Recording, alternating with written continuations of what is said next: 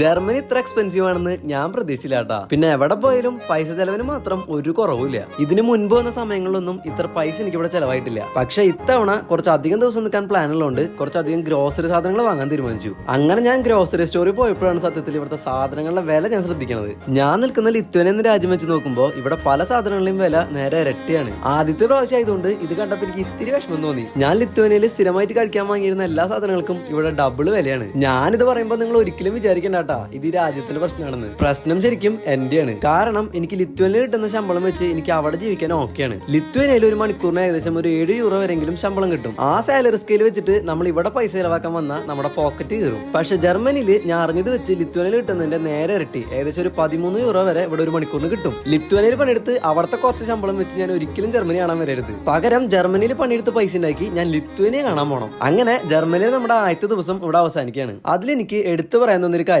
ലിത്വാനിയയിലെ ജനങ്ങളെ വെച്ച് നോക്കുമ്പോൾ ജർമ്മൻസ് കുറച്ചുകൂടി നല്ല മനുഷ്യരാണ്. ഒന്നില്ലെങ്കിലും ഇവർ നമ്മുടെ മുഖത്ത് നോക്കി ഒന്ന് ചിരിക്കെങ്കിലും ചെയ്യും.